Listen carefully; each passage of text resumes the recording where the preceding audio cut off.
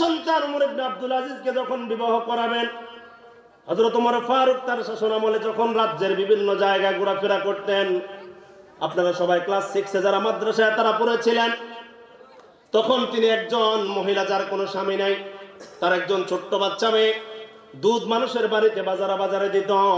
হযরত ওমর ইবনে আব্দুল আজিজ, হযরত ওমর ফারুক শুনতে পেলেন, কারণ ওমর ফারুক এমন নেতা ছিলেন না, করোনাকালীন সময়ে মানুষের দানের টাকা, মানুষের রিলিফের আপনার মাল, মানুষের জন্য বিভিন্ন খাবার দাবার যেগুলো এসেছিল সেগুলা নিজের বক্স কাটাও ঢুকায় না এবং পুষ্করণিত ফালায় না। কথা কন না? ফকিরের ছেলে 1000 কোটি টাকার মালিক হয়েছে কি হয় নাই? কিন্তু খলিফা ওমর বলেন, এ 10 লক্ষ বর্গ মাইলের উপকণ্ঠে যদি এক বিড়াল ছানা, এক বিড়ালের বাচ্চা যদি কোনো ফুরাত নদীর তীরে না খেয়ে মারা যায়, ওমরকে কিয়ামতের ময়দানে আল্লাহর দরবারে জবাবদিহি করতে হবে। সুবহানাল্লাহ। সে ওমর তার ছেলেকে বিবাহ করাবেন। তিনি একদিন রাজদরবারে ঘুরতে গেলেন, একজন মহিলা তার বাচ্চাকে ডাক দেয়, মা দুধের সাথে একটু পানি মিশিয়ে দাও। মেয়ে জিজ্ঞেস করলো, কি হবে তাতে?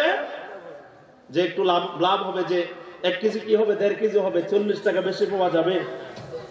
মেয়ে তখন তার মাকে সতর্ক করে দিলেন, মা শাসন টাকা তুমি জানো, এটা তো ওমরের শাসন, যে ওমর যে রাস্তা দিয়ে যায় শয়তান ভিন্ন রাস্তা দিয়ে যায়।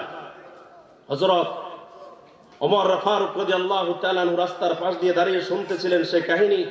তখন মা বলল, ওমর তো এখন নাই। কিন্তু ওই মেয়ে সেদিন জবাব দিয়েছিল, মা খলিফা ওমর এখানে নাই, কিন্তু ওমরের রক্ত এখানে আছে। বলেন সুবহানাল্লাহ। সেদিন ওমর ফারুক তার সন্তানকে যখন বিবাহ করাবে, সেই এতিম বাচ্চাকে বিবাহ করিয়েছিল এবং তার পেট থেকে আল্লাহ তাআলা এমন এক সন্তান দিয়েছে যাকে গোটা পৃথিবীর সমস্ত মুসলিম উম্মাহ বলেন, ওমর ইবনে আব্দুল আজিজ ইসলামী খেলাফত ব্যবস্থার শাসক হতে 4 জন, 5 জন হিসেবে 5ম ব্যক্তি হিসেবে যাকে গণনা করা হয় তিনি হচ্ছেন হযরত ওমর ফারুক রাদিয়াল্লাহু তাআলা আনহু। বলেন সুবহানাল্লাহ। 1 নম্বরে সন্তানের অধিকার কি? সন্তানের পিতামাতার প্রতি সন্তানের অধিকার হচ্ছে কি? যে তার জন্য তার মা একজন ভালো মায়ের ব্যবস্থা তার জন্য করে দিবে। 2 নাম্বার, স্বাভাবিকভাবে যখন সন্তান মানুষের হয়ে যায়, একজন মানুষ যখন প্রেগন্যান্সি হয়, সেদিকে আমি বললাম না, তার যখন সন্তান খালাস হয় তখন অনেকগুলো দায়িত্ব এবং কর্তব্য রয়েছে পিতামাতার সন্তানের প্রতি। 1 নাম্বার, সন্তান যখন হবে নামাজের আজানের মতো তার কানে আজান দিতে হবে। কি দিতে হবে? ডান কানে আজান, বাম কানে ইকামত।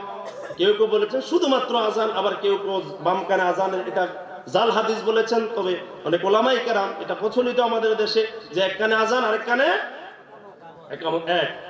2 নাম্বার, সন্তানকে একজন বুজুর্গ আলেম দিনদার মানুষের মুখে চিবানো খেজুর অথবা মিষ্টান্ন বস্তু দিনদার মানুষের একটু লালা তার মুখে প্রবেশ করিয়ে দিবেন জন্মের 3 দিন, 5 দিন, 7 দিন, যে কোনো সময়। 2 নাম্বার।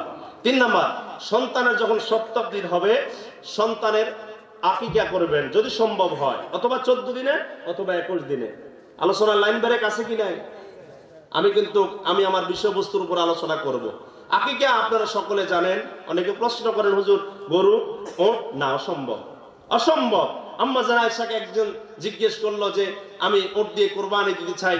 হযরত আম্মা জান আয়েশা বলেছেন যে না, মাআযাল্লাহ, আল্লাহর সাহায্য চাই, আল্লাহর হাবিবের হুকুম করেন নাই। আল্লাহ রাসূল কাবশান, আল্লাহ রাসূল দুম্বা দিয়ে, আনিল হাসানি কাবশান ওয়া আনিল হুসাইনি